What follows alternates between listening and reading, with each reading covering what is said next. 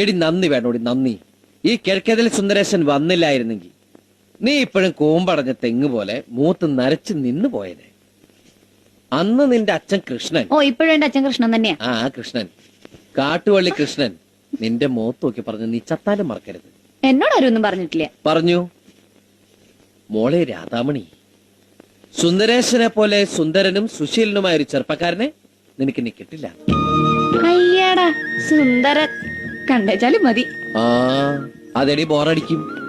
കല്യാണം കഴിച്ച മാസങ്ങൾ കഴിയുമ്പോഴേക്കും ഭാര്യമാർക്കെല്ലാം ഭർത്താക്കന്മാരെ ബോറടിച്ചു തുടങ്ങും.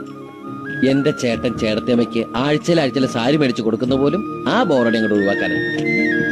പിന്നെ ഒരു ആശ്വാസം, നമുക്ക് ആ ബോറടി തുടങ്ങിയിട്ടില്ലല്ലോ.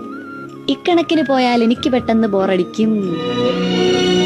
എങ്കിൽ എന്റെ ജീവിതം ഇതുപോലൊരു സാരി തുമ്പിൽ ഞാൻ അവസാനിപ്പിക്കും. വെറുതെ ഇരിക്കുമെന്ന് നീ ഓർത്തു.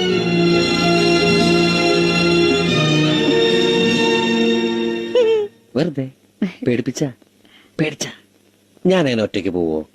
പോവാണ് ഞാൻ നിന്നെ കൊണ്ടല്ലേ പോവൂ. എന്റെ മോള് ഇന്നുകൂടെ ആ പരിപ്പുടെ അടുത്ത് കഴിക്കും. കണക്കൂട്ടി കഴിഞ്ഞില്ലേ? എന്റെ എല്ലാ കണക്കൂട്ടിലും തെറ്റിക്കൊണ്ടിരിക്കാമേ. കള്ളക്കണക്കിന്റെ പറയരുത്.